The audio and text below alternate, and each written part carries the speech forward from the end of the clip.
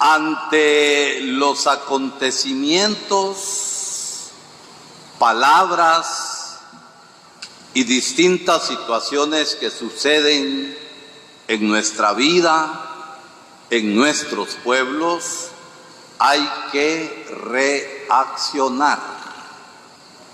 Y la reacción es la respuesta que se da a un estímulo, sea el estímulo positivo o el estímulo negativo.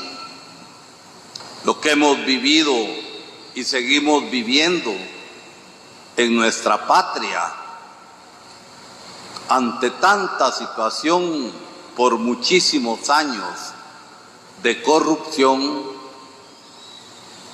de injusticia, de desigualdades, el pueblo consciente reaccionó, respondió en las elecciones diciendo: basta ya a esa situación corrupta e injusta en la que estamos. Y los corruptos también reaccionaron ante el triunfo de la oposición, porque veían el peligro de que iban a quedarse sin la fuente de toda la corrupción. Y hasta el último momento, atrasando la toma de posesión, trataron de evitar que el presidente y la vicepresidenta tomaran posesión. Y nosotros tenemos fresco todo esto. Uno, ante las situaciones de país, de pueblo, comunitarias, personales que pasan y que van estimulando nuestra vida para bien o para mal, tenemos que reaccionar y responder. Y la respuesta puede ser positiva para superar y crecer, o negativa para hundirnos más. Y no se puede ser neutro. No podemos ser neutrales ante la vida, porque aún el ser neutral es la gran indiferencia y ya es una toma de posición que marca nuestra vida. Precisamente en este domingo que ya hemos empezado a celebrar y que es el domingo de la palabra de Dios,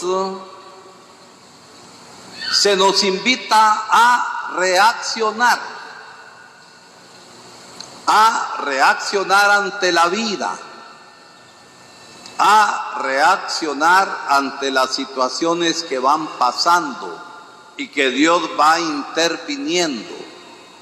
Y se nos invita a reaccionar ante la palabra que estamos escuchando. ¿Por qué? Porque Dios tiene su paso y hace que la historia de cada uno de nosotros y de nuestros pueblos se convierta en historia de salvación. Pero no podemos quedarnos viendo. El kairos es una palabra griega que significa el paso de Dios Salvador en la vida y en la historia. Y el paso de Dios es siempre para salvación. Y de esto nos habla la palabra de Dios. Miren la primera lectura. Nínive, y cuando ustedes escuchen Babilonia, es el símbolo del pecado. Y los ninivitas eran paganos y estaban en una situación de gran desorden, pero Dios, que no olvida y que quiere salvar a todos, también quiso salvar a los ninivitas. Y escogió y le dio misión al profeta Jonás. Jonás el testarudo, Jonás el necio, que no le agradó que el Señor lo mandara a Nínive. Trató de huir y ustedes saben todo lo que le pasó. Pero al final accede a ir a regañadientes y bravo. Jonás fue a anunciar un mensaje de salvación, ¿o qué fue a anunciar? No fue a anunciar mensaje de salvación ni de conversión, fue a anunciar destrucción. Y no era esa la misión que el Señor le dio. Y a veces en la vida nosotros hablamos nuestras cosas y no seguimos el impulso del Dios vivo que está actuando en nosotros. Pero a pesar de ese mensaje negativo, amenazador, que no anunciaba la misericordia ni la ternura de Dios, sino a un Dios autoritario y malvado, aquellos ninivitas se arrepienten de sus pecados, hacen penitencia y entran en un camino de conversión. Y para decirnos de cómo el mensaje fue acogido totalmente, el autor del libro nos dice que hasta los animales hicieron penitencia. Y los animales no hacen penitencia, pero es para decirnos cómo el mensaje fue recibido por todos y Dios perdonó y dio vida a ese pueblo pecador y malvado, pero que se arrepiente. Dios nos ama. ¿Quién de ustedes es perfecto y es inmaculado aquí? Yo no lo soy,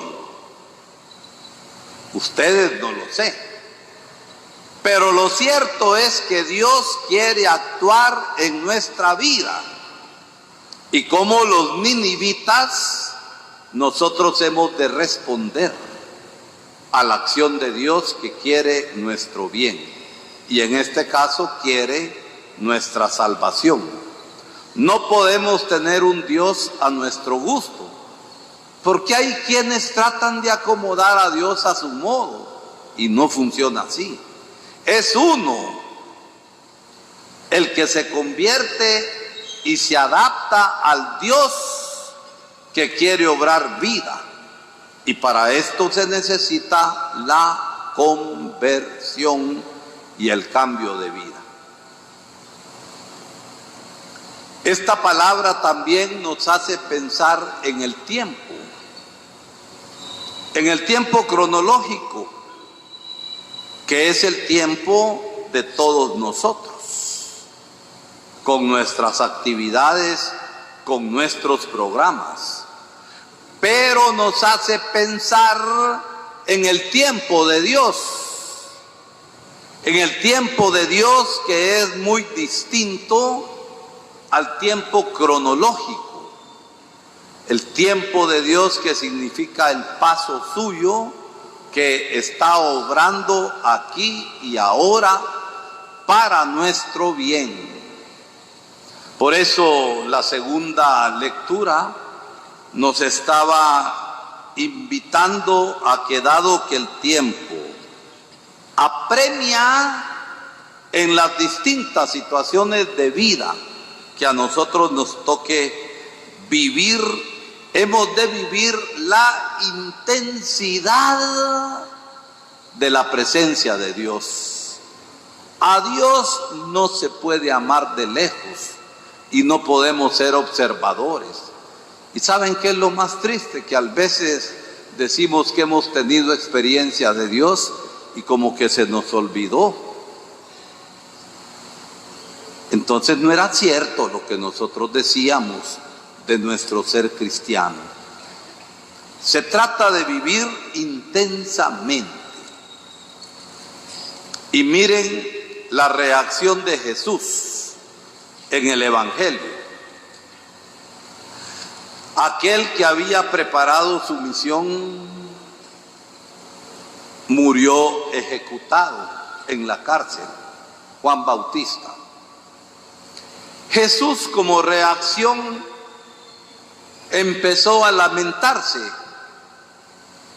empezó a echarse atrás.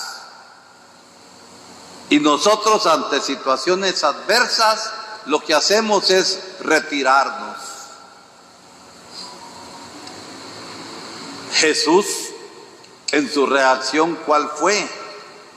Nos dice que se fue a Galilea para predicar el Evangelio de Dios y anunciaba el tiempo de Dios. Se ha cumplido el tiempo y el reino de Dios, su reinado, ya está cerca, ya está aquí. Y lo que él anuncia es un tiempo nuevo. Pero para vivir en ese tiempo nuevo hay que tener también corazones nuevos. Corazones nuevos, ¿por qué? Porque a veces nos dejamos llevar por la inercia de la vida y no reaccionamos. El apóstol San Pablo nos dirá: espabilense, despiértense. ¿Por qué? Porque los tiempos nuevos han llegado con Jesucristo. Y para este tiempo nuevo nos dice Jesús: conviértanse y crean en el Evangelio. Esa es la novedad del tiempo de Dios. Tiempos nuevos, pero que depende de nosotros reaccionar ante la presencia, ante la palabra y ante el amor de Dios. Y terminará el Evangelio dándonos dos ejemplos de respuesta. Pienso yo que Jesús, caminando a la orilla del lago, pensaba en todo aquello que estaba anunciado. El tiempo se ha vencido. Conviértanse y crean en el Evangelio. Y en la calma del lago vio la vida ordinaria de la gente. Porque Dios nos llama en medio del ordinario, en medio de lo que nosotros hacemos. Vio primero a una pareja de hermanos que trabajaban comunitariamente, seguramente con otras personas, Andrés y Simón. Y nos dice el Evangelio: síganme y haré de ustedes pescadores de hombres. Captaron el momento de Dios, captaron el tiempo de Dios, dejaron las redes y lo siguieron. Nosotros, yo también como sacerdote, porque a veces nos acomodamos y estamos en una gran butaca sentados y no nos movemos, seamos sacerdotes, sean religiosas o algunos de ustedes. No nos queremos mover. Más adelante nos dice, vio a otros dos hermanos. ¿Quiénes eran los otros dos hermanos? ¿Quiénes eran? Santiago y Juan, los hijos del Zebedeo. Seguramente el Zebedeo tenía más trabajadores, pero trabajaban sus hijos. Y estos dos, en medio de los afanes de la vida, ¿qué estaban haciendo? Remendando las redes después de una pesca. Los llamó y ellos, dejando en la barca a su padre con los trabajadores, se fueron con Jesús. ¿Qué tenemos que dejar nosotros Es la pregunta que nos hacemos para comprender el tiempo de Dios que quiere actuar en nuestra vida. Porque la fe no es de palabra, la fe es de vida y de seguimiento todos los días de nuestra vida, con sus bajas y altas. Pero Dios siempre nos da la mano, porque Él está haciendo que nuestra vida se haga historia de salvación. ¿Estamos nosotros dispuestos a irnos con Jesús? ¿O queremos seguir en nuestra butaca? Y no hay progreso de vida cristiana, y no hay progreso de vida comunitaria. Nos da lo mismo la chicha que la limonada, y son dos cosas bien distintas. Entonces no podemos ser indiferentes, porque la indiferencia ya es una toma de postura. En la vida no podemos ser neutros. Nos dice el Apocalipsis: porque no eres ni frío ni caliente, sino tibio. ¿Por eso qué? ¿Qué dice el Apocalipsis? Muy bien, Gumercinda, sé leer los labios, chula. Por eso te vomito. ¿Por qué?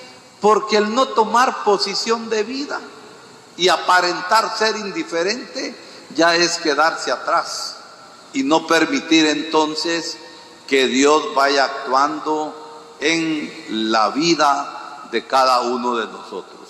Donde en medio del mundo, donde en medio del ambiente en el que estamos, en las distintas situaciones que vamos viviendo cada día, ahí estamos llamados a ser misioneros, testigos de un mundo nuevo, de ese mundo nuevo en justicia, en solidaridad, en verdad, en hermandad y en amor.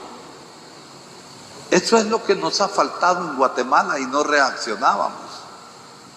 Pero también personalmente nosotros hemos de dar las respuestas a los estímulos de amor que el Señor está obrando en nuestra vida.